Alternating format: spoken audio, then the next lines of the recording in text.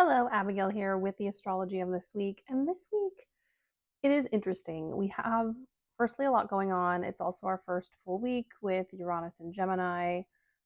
Since it did its final ingress last week, we also have our first full week with Venus and Gemini.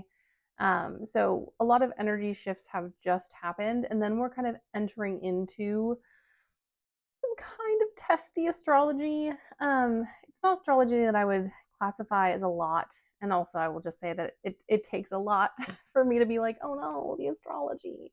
Um, it mostly takes Saturn Mars conjunction, Mars Pluto conjunctions, Saturn Pluto conjunctions, things like that. Those are the ones that I run for cover with. But most astrological conjunctions and aspects are ambiguous or neutral. But these ones I would call bittersweet. There is an element, because we have a lot of nodal activation, there's an element of kind of nostalgia and looking back and having to kind of accept where we are right now, in a sense, is kind of the energy to kind of look within. We also have a full moon in Scorpio, which requires introspection and kind of dealing with the underbelly and shadow of things. And so I think this week is incredibly productive. I think we, especially when it comes to like mental productivity in the sense of like processing emotions and moving through difficult feelings, great week for this. Is it necessarily happy and joyful? I think I think it's mostly the spring weather that's going to be bringing that.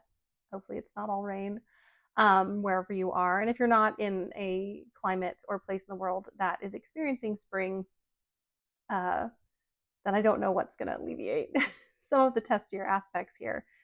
But we start off on Monday with the sun trine the south node. And, you know, this is very much so the south node is a place in the sky. It is one of the places where eclipses happen. And unlike the north node, which is forward motion and delusion and illusion and what might be, what is possible, where we are headed, which requires us to be a bit delusional. The south node is about what has been and built up energy. A lot of people bash on the south node, and I don't think it's just a place of waste. It is just a place where a lot of energy accumulates, which is why in certain traditional astrology it's also associated with children, because it is a very high energy, very energetic space that is kind of perpetual, and it is about past lives and the buildup of those things. And also, because eclipses set off a lot of events in our lives, the south node is also a place where we kind of go, oh, that's what was happening. Oh, that cycle did this. So it is a place of being like, of like looking at all of the muchness and the chaos and going like, oh, that's a lot, and kind of untangling the energy of the south node, especially if you have any south node conjunctions or aspects in your chart. Mine is conjunct my midheaven. So my entire life is about processing, and it's in Gemini, so it never ends. Um, but we have the sun trine, and so it kind of, to me, a trine is like a little tractor beam of light on a planet, and whatever dynamic it is. And so we kind of get a really bold look at what has been happening, at the cycles in our lives, at the patterns that we've been falling into, good or bad.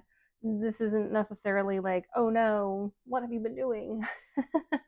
But it is very much being like, oh, I now understand what was going on. I now see how that affected me. I now see how that affected others, because the South Node is so hyper interconnected. It often kind of, for me at least, encapsulates our dynamics with other people. And so we have this trine that is like just shining a searchlight on this place. And I think for a lot of us, we're going to be realizing patterns. I think if, especially because I find the nodes to be really relational, especially if you're in a relationship that's not going well, or you're in a dynamic with somebody, a family member, a friend, a partner, where things are not working, you're going to see how much it's not working. You are going to see the dysfunction big time. And the nice thing about a trine is you get to kind of choose what you do with it. It's not quite like a square where it's like, oh no, must take action. you are just allowed to look at it, and you are just allowed to kind of take note. You can also use a trine to activate, but you're not necessarily forced to. Um, it can also be a moment, doesn't have to be all difficulty. It can also be a moment where you do see relationships that are working, or relationships that weren't working in the past and are now, and you get to see how you progressed through conflict and communication in order to get here. And that's beautiful. Or you can even look at a relationship that no longer exists and still be able to see how it changed you for the better, and what your goals are moving forward. So that's definitely Monday. We're kind of taking stock of who we are in the context of the energy. And a lot of that energy is past patterns, cycles, relationships, etc. I do think for some of you, because of its kind of association with children and stuff, the topic of children might be a theme. Whether you work with children, want children, don't want children, I feel like children will be coming up. Also, a lot of Venus aspects this week, which also just brings up relationships. And children exist and have relationships, and are humans. So if there are any in your life, they might also be a part of this week and the kind of activation. And if not, could be your pets. Then we have Venus trine Pluto on Tuesday. So this is another one of those bittersweet things. Venus trine Pluto, any type of Pluto activation, I always find, especially when it comes to Venus and Mercury specifically, um, I always, and Mars even, well, pretty much any planet contacting that moves fairly quickly that is in contact with Pluto, um, some kind of secret, some kind of revelation. Now, when it's the sun, it's much bigger because the sun is a source of light, but it is very, it's very intense. And it's not necessarily with a trine that someone has been lying to you or has been intentionally keeping you in the dark, but you might go, oh, this wasn't what I thought it was, or this isn't what I want. It's like a revelation almost, especially because it's Venus when it comes to relationships and then values. So you might recognize that someone you are in a relationship with doesn't have the same values, and then you were kind of like, what to do, because you might value this relationship, but if you guys don't have the same values and they're pretty serious values, you're in trouble. In the sense of like having to make the choice. We all know what choice I would make, which is cut them off. Not completely, but at least have a difficult conversation. Um, I do give people chances, guys. Um, anyways, so there is a bit of heaviness to this. Also, if you have ever lost a loved one or someone close to you, that's pain, or even I'm thinking specifically through death, but this could also be breakups. It could be friendship breakups. It could be parent child breakups. But places where we are no longer connected to someone might feel very poignant. And with kind of the nature of a trine, it is just feeling the feeling and not really being able to do anything. Now, with the sun trine the south node, we are learning lessons. So that is an element of it too, because it's only a day apart. But it is still, the energy is very much, well, that sucked. So I would encourage you to grieve if you need to grieve, with the Venus Pluto trine. Also, if for any single folks out there, if you are hoping for someone to come in your life, this could be a really good time to just look through what you want and being really honest with yourself, because Pluto will reveal your desires and your values and your emotions. And I really do think people should stick to their values. Um, I'm not so big on like, oh, you have to have everything that you need when it comes to um like material specifics. Although if you want it, you want it. And it might take longer, and I believe you can get it if you really want it. That's kind of my policy, cuz yeah, whenever I've doggedly set my mind to anything, it's happened. Has it happened easily? Has it solved all my problems? No. But you can get what you want. And I think this is actually, some of you might actually meet a challenge, and this doesn't have to be just single folks. Some of you might meet a challenge where the universe offers you something relationally, value wise, that isn't aligned. and might sneakily feel a bit more aligned than it is. And you are going to be asked to use thine intuition to be like, that's not what I asked for. And I'm going to stick to my values and my desires and play the long game, which is very much a Pluto thing. We can play the long game with Saturn, but Saturn has lessons. The long game with Pluto is plotting and scheming and being and believing in the impossible. Then on Thursday, we have Venus square the nodes. Now, this is going to feel a bit eclipsy. Anytime a planet is square the lunar nodes, which is where eclipses happen, I definitely feel that chaotic imbalance that comes with eclipse energy. And so we're at a crossroads. I will also say if you were having relational problems during the last eclipses, but specifically the ones on the Virgo Pisces axis, they will be resurfacing. If you have learned that eclipse lesson or whatever lessons you have been learning on the Venus Pisces axis, this might actually be very productive for you. However, if you are avoiding your lessons, which I'm not, this is no tea, no shade, I also avoid my lessons.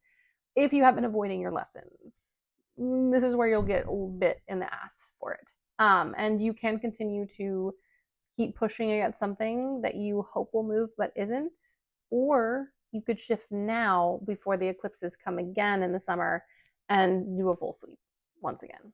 So this is an opportunity to release, to let go, to allow what will be to be what it is, to, just surrender to any energies you've been really resisting. And I'm not talking about like resisting in a positive way, but more like you know what you should do, but you refuse to type energy. I'm a Taurus, so I often know what I should do and then try to be stubborn. Um, anyways, so definitely a crunchier aspect. It's going to, because it will still be within orb of Pluto at this time, it will also be kind of a mixture of our Venus Pluto trine and then the nodal squares, which exciting times, guys. And as those nodes, get closer and closer, we are coming up on, well, there's, no interaction between them. It is still an inconjunct with those nodes. And so there also might, as we continue through the next few weeks, be kind of a dissonance or a lack of connection, even when it comes to kind of some darker themes and some of the eclipsy themes, which now that I say that sounds really vague. So I guess what I'm trying to say is like, because Pluto isn't going to have any interaction with the nodes, there is a sense of like just doing stuff in spite of having no idea what's happening, which honestly is how most of us make it through life, anyways, or at least my experience and a lot of the people I know.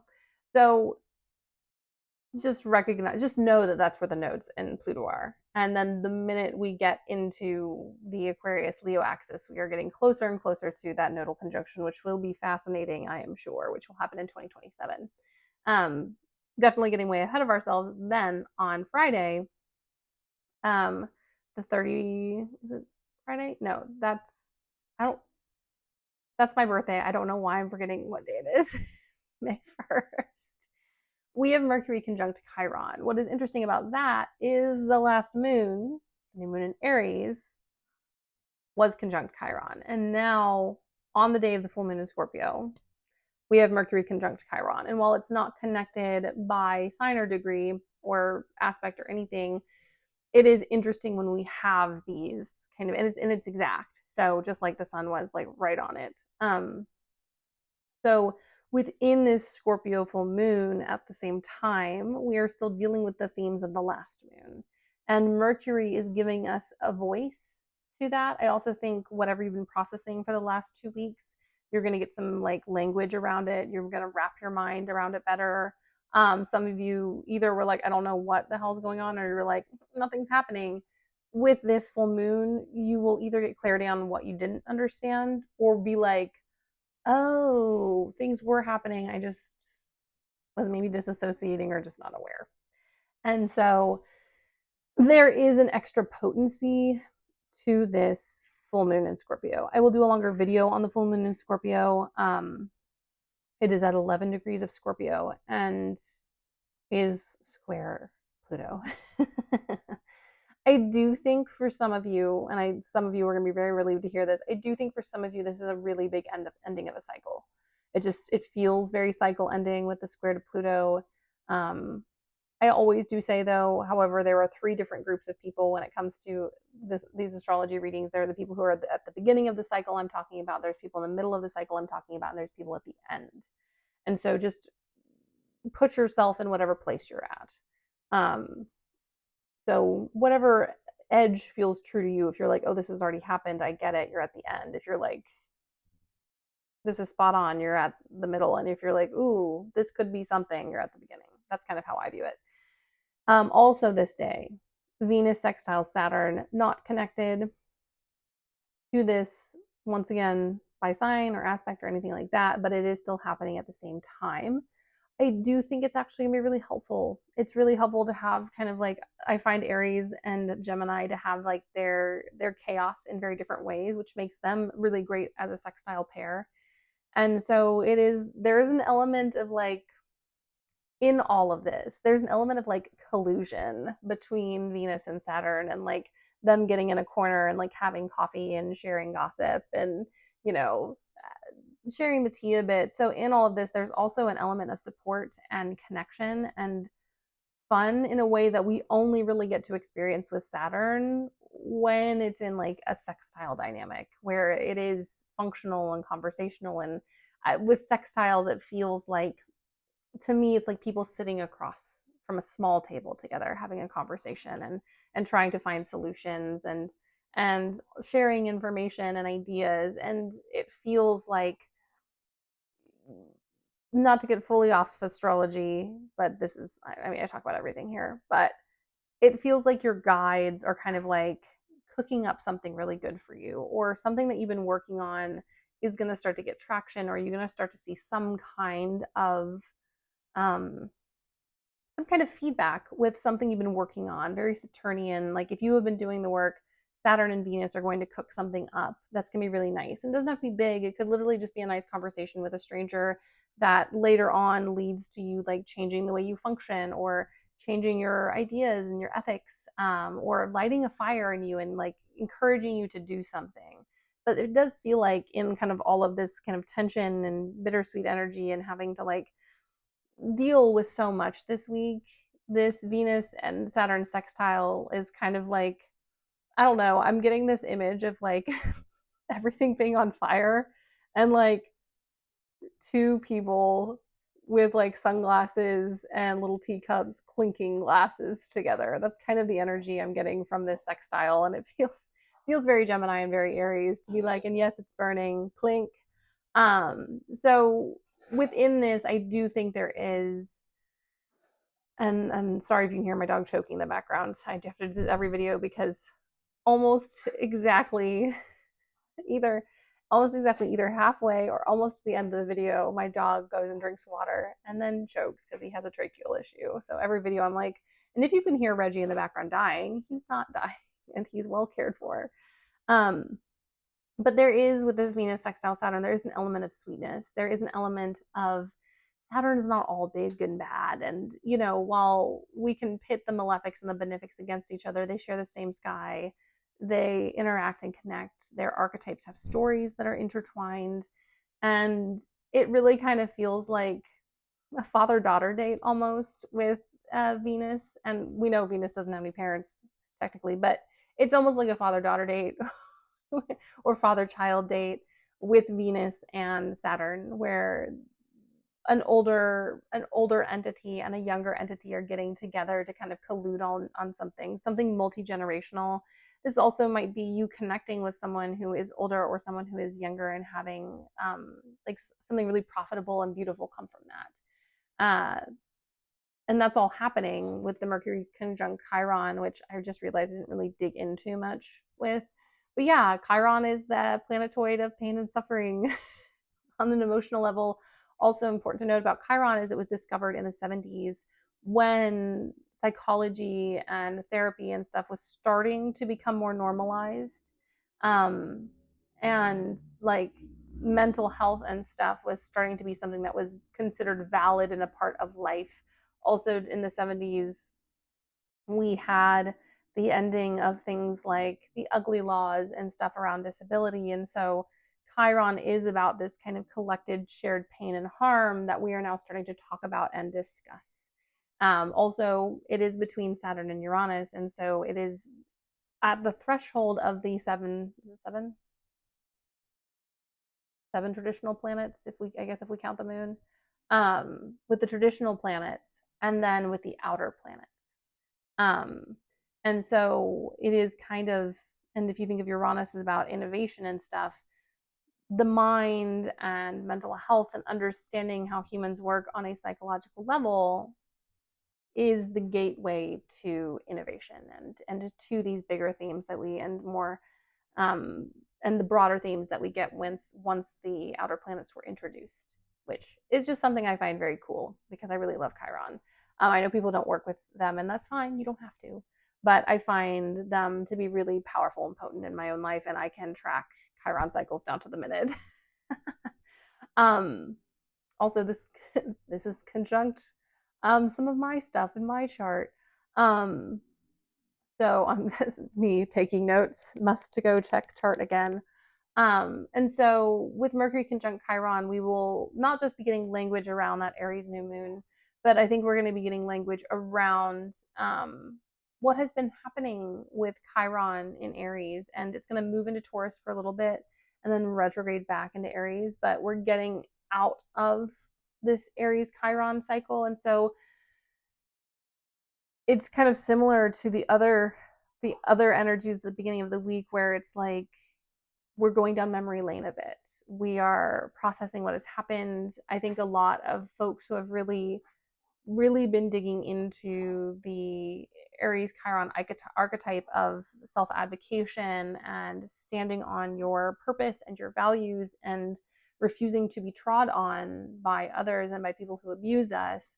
I think you're going to start to see it all come together, especially with um, you know, us coming to the end of the cycle with Mercury conjunct Chiron.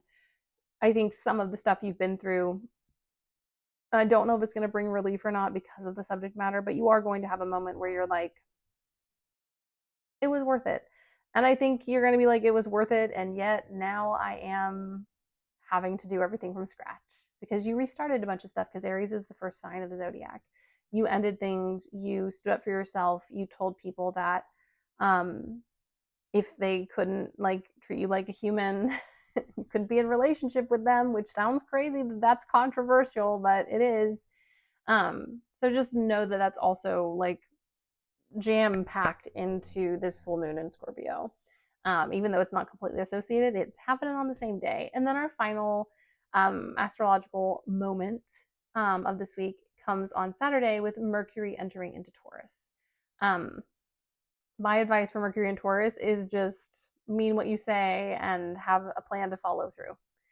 I find that Mercury in Taurus, specifically because it's a fixed earth sign, the things that you commit to, the things that you say, the things that you do usually have a much longer impact. They will come back to bite you, or at least come back to haunt you in some way.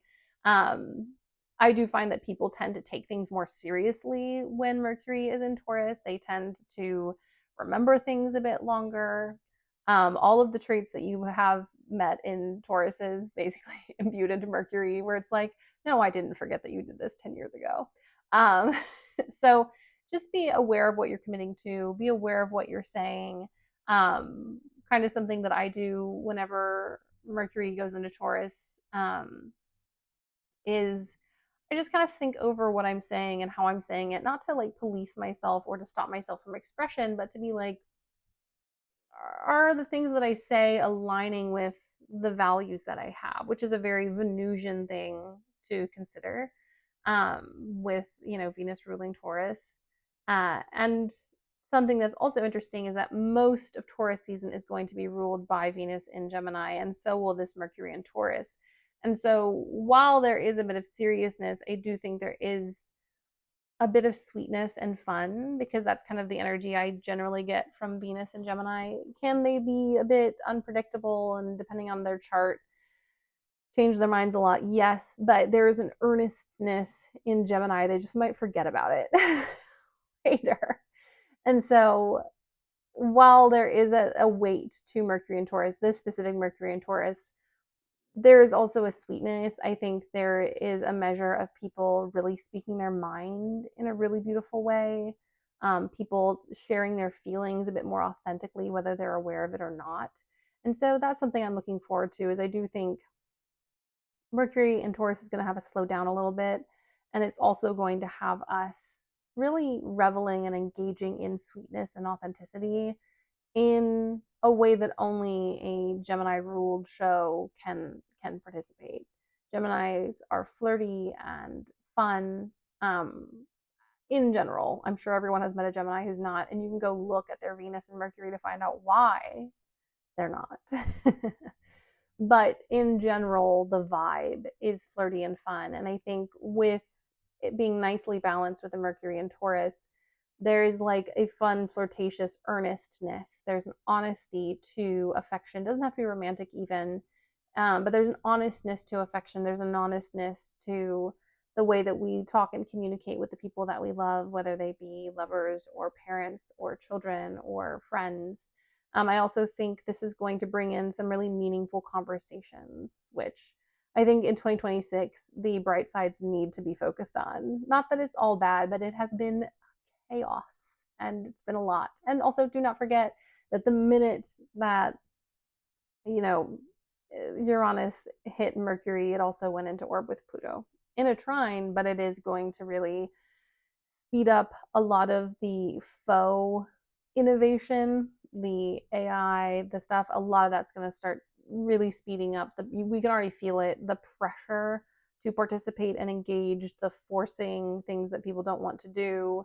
Um, a lot of that. And I do think on the fringes and in um, more unique spaces, if you will, non-corporate spaces, we are going to see a lot of really fun innovation and a lot of people kind of taking, I think what we're going to see is a lot of people incorporating older technology in a new way, which I think is going to be very cool. But do not expect the techies and the capitalists, the tech giants and the capitalists to be running this. And if they are, they have ulterior motives. Anyways, that is the astrology of this week. It is, like I said, very bittersweet. I will say it can, and I think it will be very rewarding for those of you and those of us who have really been kind of locked in to processing this energy. I will say, if you're kind of stepping into this and being like, oh, I'm just aware for the first time, it is not necessarily pleasant, or if you have been holding on to things that you need to let go of, relationships, jobs, dynamics, ideas, values, whatever, they're getting exploded this week. But if you've already been unlearning them or undoing them or understanding them, this is a moment of breakthrough and understanding. So it is very much like this week is whatever you make it, basically. Just know it's a lot of energy, so do rest, because it's almost something every single day. I think the only days we don't have something are Wednesday and Sunday, and I'm pretty for sure we have stuff at the end of the week next week. Yeah, we got the Mars Jupiter square. So Sunday is not going to be that peaceful. But it is a week that you can really use to process and to understand what has been happening. And I think for some of you, that is going to lead, especially if you're like, when are things going to change? It is going to lead to changes happening, especially once we get into the later part of Taurus season and the beginning of Gemini season. Anyways, my dears, I will see you all later, and I hope you have a blessed week.